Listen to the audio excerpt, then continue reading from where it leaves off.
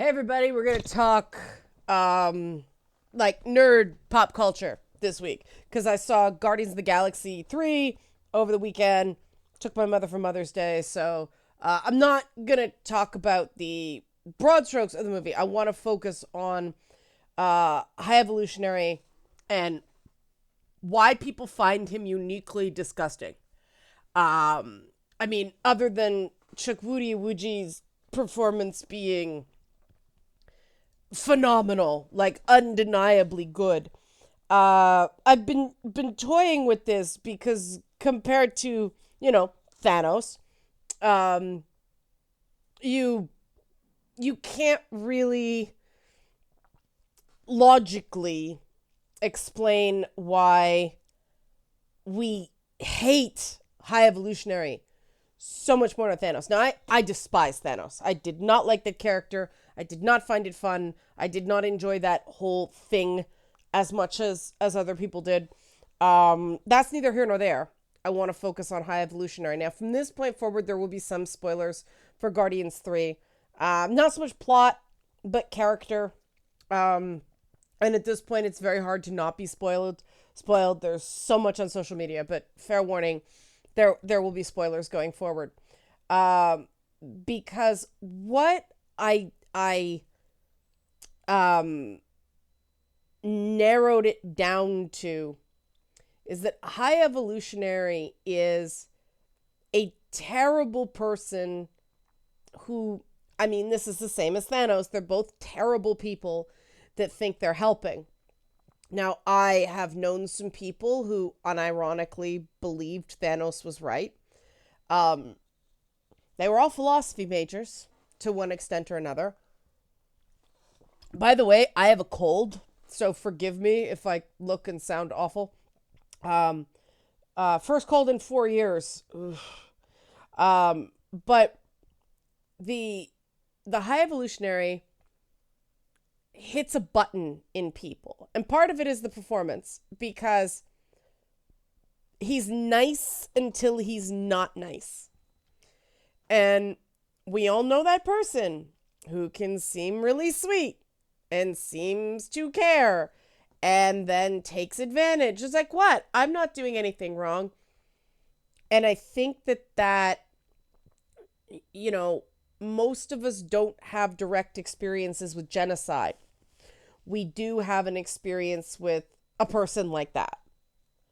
And then the whole animal cruelty angle was just that didn't hit me the same way because I know some people who do, work in animal testing. That is kind of what's done. In order to get any drug to market, it's got to go through animal testing.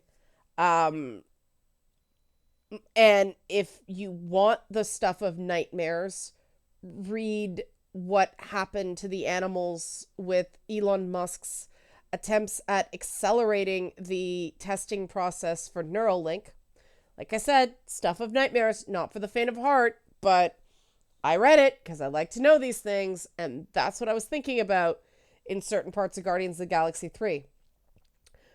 But I do think it's that knowable evil because objectively, animal experiments killing half the population of Earth.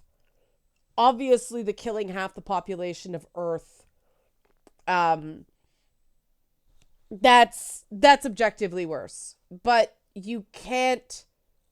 um, you can't conceive of that the same way as a guy torturing, Rocket Raccoon. And one person actually said what I said about Elon Musk and the animal stuff on Neuralink. This guy jumps in, thinks he's being real smart, and go, "Will he do it? Did he do it himself?"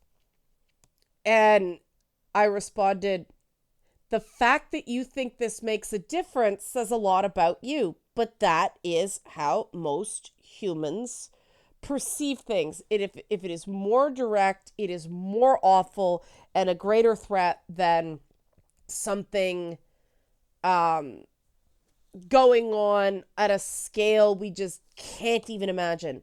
which is why people fight over Star Wars and Marvel and all this stuff, and yet throw up their hands and go they're all bad regarding political stuff. But I do think it was that High Evolutionary being nice. I don't think he was even pretending. I think it was this sort of condescending benevolence that, he was teaching Rocket and showing about the world and explaining things to him, but it was just trying to see what he could get out of him. And, it reminded me of every experience I've had in the hospital. I hate that fake nice voice. I prefer the mean nurses who just come in and openly hate you, as opposed to those ones who, okay, dear, don't call me dear. Come on. And I cannot stand that fake nice, because they go mask off and then it's like, you didn't fool me. But, and I'm sure there are some legitimately nice nurses. I just don't tend to get them. The people doing like the lab work that I have to go through are better. But I think that's it. I think it is the literal viscerality, and I just made that word up. I don't know if it's a word. The fact that it's up close and personal. We see it. We see the horror on the other people. And, the fact that he's awful to helpless things. Now, I would argue Thanos is awful to helpless things as well. He's just as torturous as High Evolutionary, but we don't see it the same way. And I think that we do see, at least in a movie, we do see the superhero supervillain thing as, the assumption is the supervillain is eventually going to lose, so it's a fair fight. As opposed to, taking a bunch of the internet's favorite animals and then fucking them up like those creepy toys from Toy Story, and then, doing increasingly bad things to them. That just gets us. But to me, High Evolutionary is more amoral than truly evil. And I think that sort of uncanny valley is what unsettles us, because we all know people who can talk themselves into doing shitty things. And I do think that the way we've collectively been encouraged to worship science as the antidote for religion, until certain people treat it like it is religion, defeating the whole purpose. Because the minute you have no doubt, the minute you don't question whether what you're doing is right, that's a problem. You start doing horrible things. And I think the difference between Kang and High Evolutionary is you get the sense Kang struggled with the decision and then went, yes, I'm a villain. I'm going to do a whole bunch of bad things, but existential crisis, it has to be done. He's aware of what he's doing is wrong. High Evolutionary has talked himself into this belief that living organisms as a collective are more important than individual people. And that offends our humanity. It is an offense on humanity. The idea that it's just the experiment, these perfected creatures, those that can produce things, the efficiency. I think we're all really sick of that. And we've all had a boss or a professor or something that is more interested in what we can produce than us as people. And so we relate to that so much more. And it's absolutely, academic debate whether a whole bunch of fictional bad guys who's worse than the other. It's fun because there aren't any really right answers. It's like the trolley problem. It's how you come to the to your conclusion that matters. But I do think that it's what I've said about films. It was X-Men Evolution, Apocalypse, one where Oscar Isaac played Apocalypse. That's why it's called X-Men Apocalypse. The big threat was global. So there was no way they could show it. And therefore, we didn't get the full horror of it, the full impact. We don't see the suffering.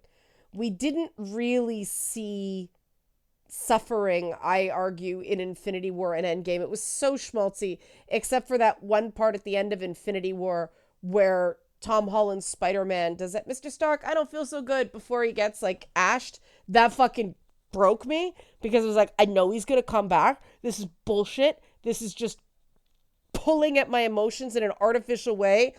And because Tom Holland is Tom Holland, and he made that line work, I did feel something, but I knew it was fake, and so, bah. And the older I get, the more I get angry at those mass casualty events, because, you know, I've worked with people who have either fled war zones or had seen people with like PTSD from the military, and the scope of the horror, the scope of the tragedy is very difficult to get unless you've been there. And so seeing it used for entertainment really disturbs me. But I understand that most people can't abstract it, and so it doesn't seem as bad as a guy in a lot of makeup doing horrible things to a digital raccoon.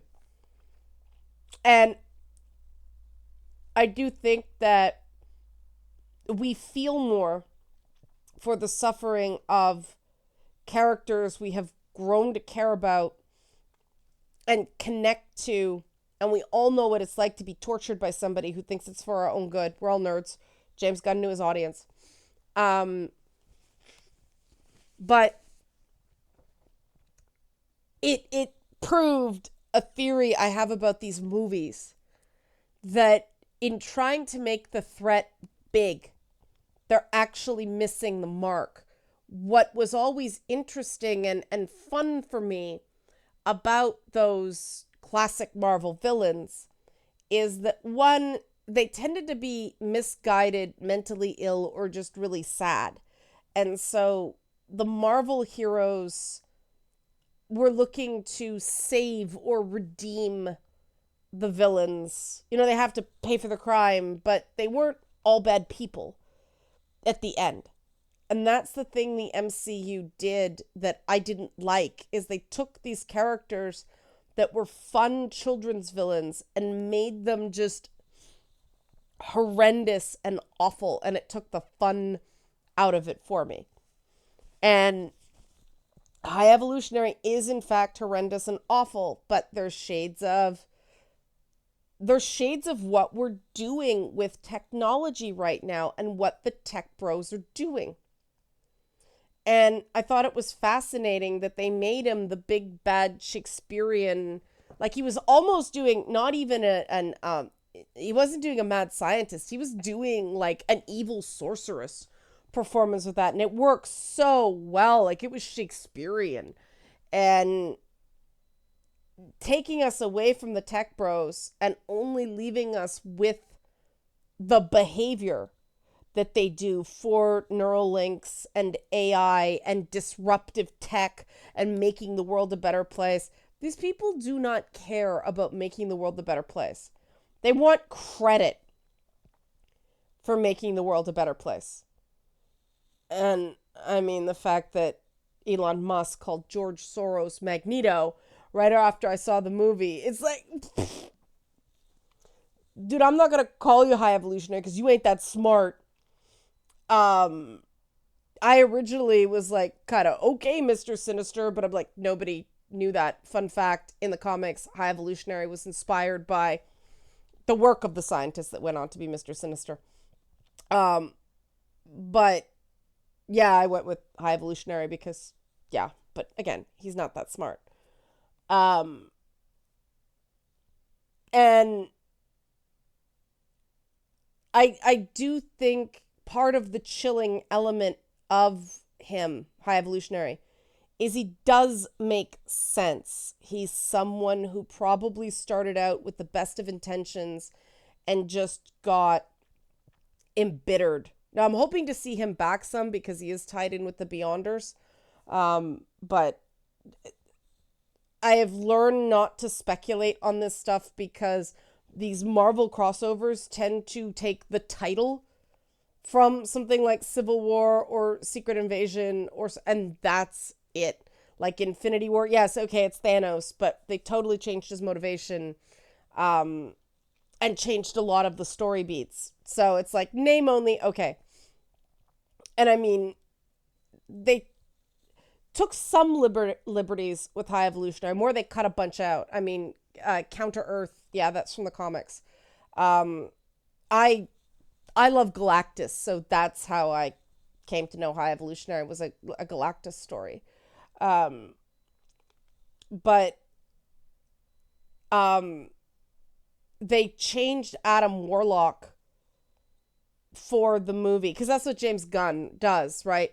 Takes characters that nobody really cares about and let's face it are kind of shit, and he changes them to work with the story he's trying to tell. He's very very good at that. He did that with Drax the Destroyer, um, and even Mantis to an extent. Um, he definitely did it with the Suicide Squad characters, and it works.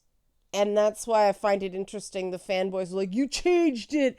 Don't get upset the same way. Well, now the Snyder Bros are after James Gunn, but that's not the same motivation. And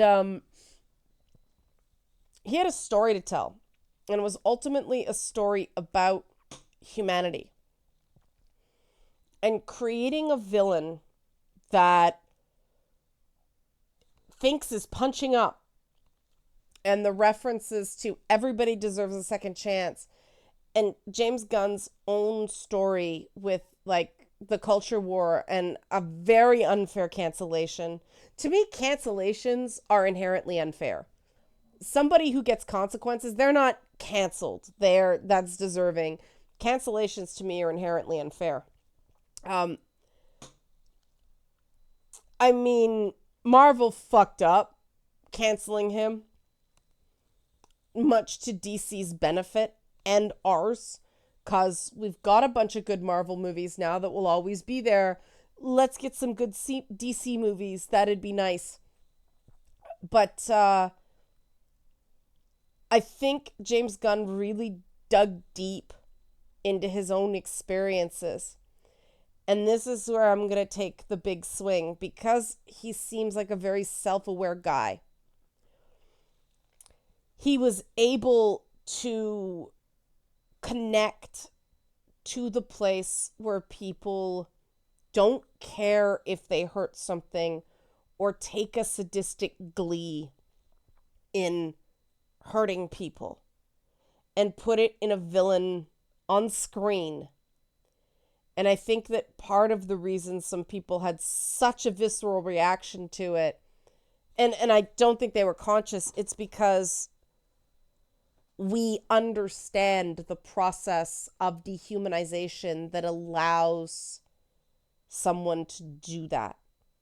His arguments make sense. Of course, bettering the world, bettering the universe is a noble cause, right? And the lines people are willing to cross vary from person to person, and it's a very subjective thing. I know to me, it's I don't care if people like me. Um, I want people to like me, but if they don't, I don't terribly care if they do, and that gets me into trouble sometimes because I don't see the betrayal coming. It hits a certain critical mass. Like with games journalism, it was completely wrong. But oh, she's too polarizing, and that just got out, and I couldn't get hired anywhere. The thing is, if I had to do it all over again, I wouldn't change much because I cared more about the, because I did music journalism and news before I jumped to gaming. I had that wired in that no, there are ethics, there's a trust. Even when you're covering something not that important, it's important to someone, so it's important to get it right. And so, yeah, I've run it through my head about whether I should have played the game more, and I just can't.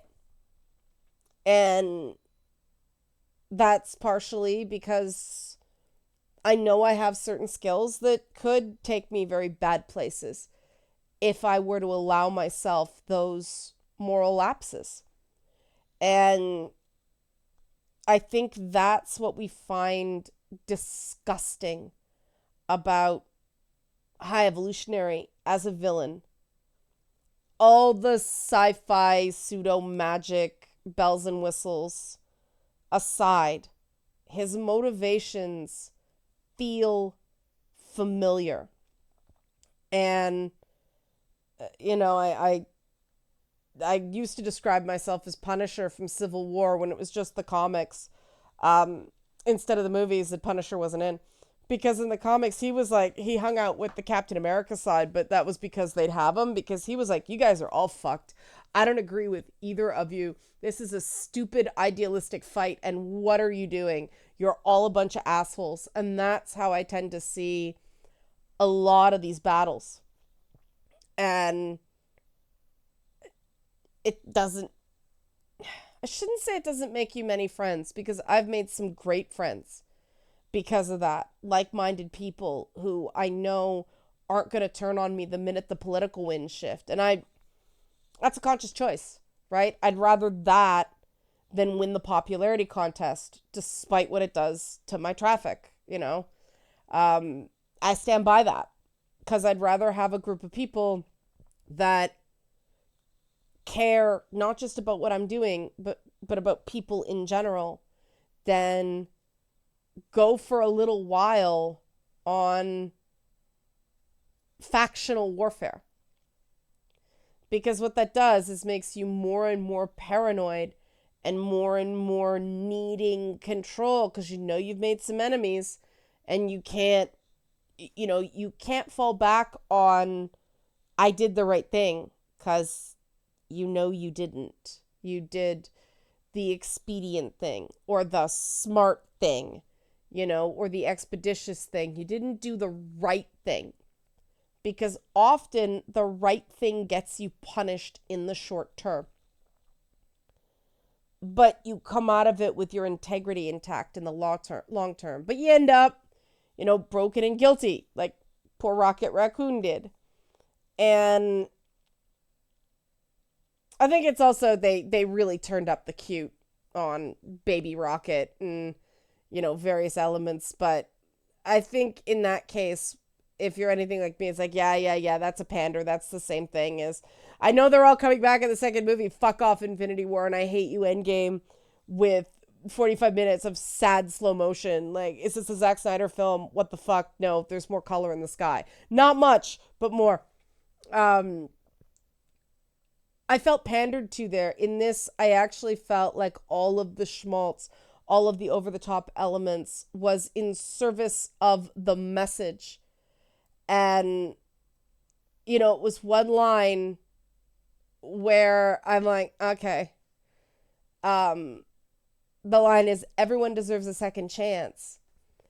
And it just felt like in that moment, James Gunn was tipping the hat, that he was channeling the pain, the torture, the ostracization, the loneliness, the sense of, oh my God, my life is over, that he felt when he was canceled. And I think that the authenticity and then the gratitude that he was able to come back touched us, right? And, he did the bathos in other places, but where it counted, it was authentic, raw emotion. And that was another thing, you know, because we felt things that were legitimate and we were able to feel whatever we wanted to. The film wasn't, except at a few key places, like when Nebula said, "It's worse than what happened to me." I didn't quite buy that line, though Karen Gillian was freaking brilliant. I really don't think it was worse than what happened to her because, I think it was very similar. Um, because, well, okay, Thanos was doing it as a punishment, she said, when he took her eyes. High Evolutionary was doing it because he didn't go, "You are my son." He gave Rocket a number. He was doing things to depersonalize. The abusiveness of Thanos was, "You're my daughter, you're my adopted daughter, and now I'm going to use you as a thing." Um, but I thought that the heel turn scene in Guardians 3, I think so many of us have been in those moments where somebody goes masks off and goes, "Do you really think you mattered?" Because Thanos was like, "You are part of a higher purpose. You are serving the greater good," all the lofty permission structures. High Evolutionary was just, "You're nothing. You don't matter. You were an experiment. You're a tool." And I think we've all been there in some way where people just decided to let us know that in their opinion, you are insignificant. And isn't that the entire dynamic of online cancel culture that caught up James Gunn? And it was just the sheer goodwill of the people around him, the fact that he was a good enough person to have real friends, as well as talented enough for DC to want him now that Marvel was chucking him aside. It's a real testament to the guy, and the fact that he didn't come out of it angry and bitter and vengeful. He came out of it grateful and serious and telling the best stories of his life. And he put all of that into the post-traumatic growth of a digital raccoon. And that's possibly the most awesome furry achievement I can think of. So I'll leave it there. I'm curious to what you guys think. There's no right or wrong answers here, right? So just a thought experiment. Help support this channel. Become a monthly patron, patreon.com/LeannaK, or buy a one-time Leanna Care session for someone who can use it but can't afford it, coffee.com/LeannaK. Thanks for watching.